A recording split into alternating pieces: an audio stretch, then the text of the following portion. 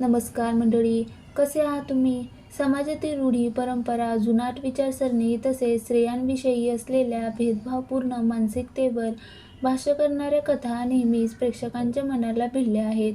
समाजाने घालून दिलेल्या चौकटी मोडून स्वतःचा मार्ग निर्माण करणाऱ्या अशा आई आणि तिच्या 3 लेकींची प्रेरणादायी गोष्ट लवकरच प्रेक्षकांच्या भेटीला येत आहे.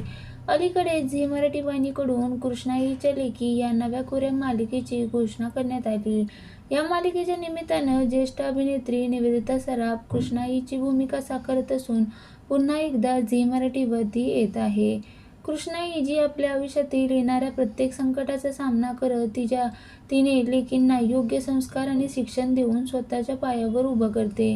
मुलींच्या जन्मानंतर पती सोडून जातो आणि दुसरं लग्न करतो, मात्र समाजाकडून तसंच कुटुंबाकडून तिला सतत कमी लेखलं जातं. तिलाच दोष दिला जातो असं असून खचून न जाता ती सर्व परिस्थितीत ठाम राहते.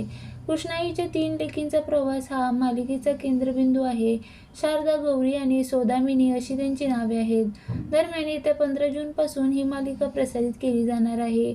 परंतु या मालिकेत नायिकेची भूमिका कोण साकारणार याबद्दल जाणून घेण्यासाठी प्रेक्षकांची उत्सुकता शिगेला पोहोचली. अखेर याचा उलगडा झाला आहे. नुकतंच झी मराठी वाहिनीच्या अधिकृत सोशल मीडिया अकाउंटवर नवा प्रोमो शेअर करण्यात आला. या प्रोमोमध्ये अभिनेता रोहित परशुरामची झलक पाहायला मिळते. अप्पी आमची कलेक्टर मालिकेतून घराघरात पोचलेला हा अभिनेता नव्या भूमिकेतून प्रेक्षकांचं मनोरंजन करण्यासाठी सज्ज झाला आहे. शंकराचा रुबाब कडक, तो मारणार एंट्री बेधडक. प्रोमो येतोय लवकरच, नवीन मालिका कृष्णाईच्या लेकी 15 जूनपासून असं कॅप्शन या प्रोमोला देण्यात आलं. दरम्यान या प्रोमोमध्ये अभिनेता रोहित परशुरामचा चेहरा वाहिनीकडून रिव्हील करण्यात आला नाही. मात्र हा व्हायरल प्रोमो पाहून शंकराच्या भूमिकेत रोहित झळकणार असल्याची प्रेक्षकांनी अचूक हेरलं. या मालिकेत निवेदिता सराफ यांच्यासह टिंकल यादव, रोहित परशुराम, स्मिता, संजय, साक्षी या दमदार कलाकारांची फळी पाहायला मिळणार आहे.